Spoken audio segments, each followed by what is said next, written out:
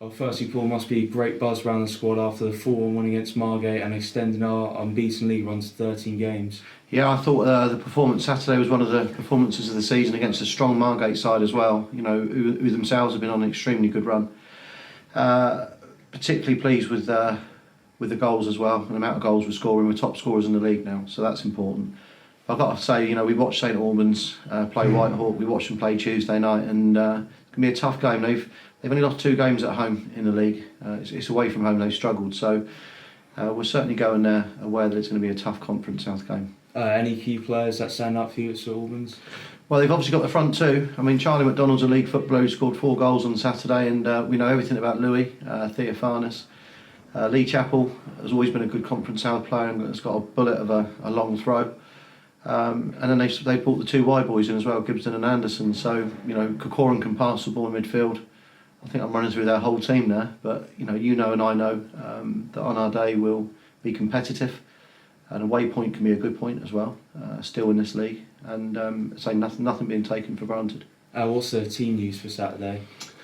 Team news is that Craig McAllister is getting closer. You've seen him train today, so he's probably a week or 2 away. Jamie Slabber comes into the squad. Tommy Wright has been allowed to play for Staines on a dual registration. I think that Drax can help him at Staines and get games.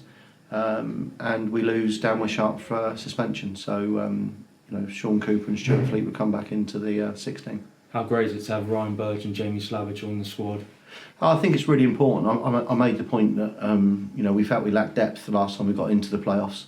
And, you know, we don't want that to happen this year with the playoffs. So we've certainly got enough depth in the squad now.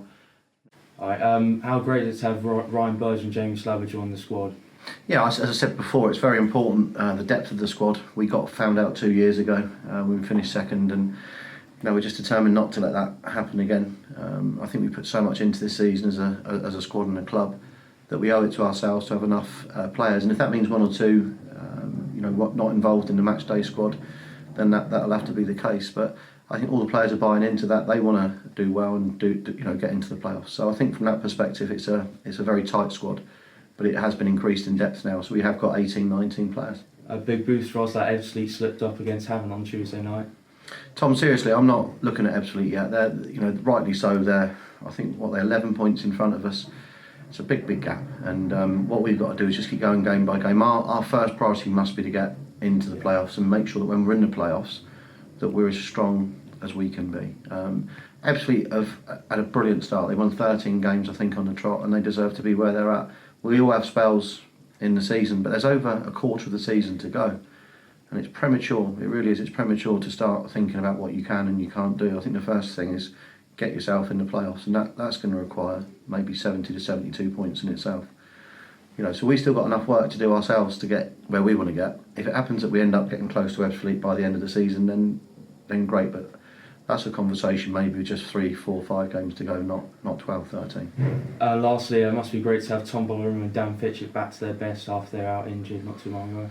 Yeah, I mean, you always want your players in form. I mean, the other one for me is Gomez has come back from his injury with his foot, and then his virus, and I think Gomez is back to where he needs to be as well. So, you know, Fitchett, Bolinara, Stern, I think has been impressive. The front 6, you know, by virtue of the fact the amount of goals we're scoring, have been doing some good things.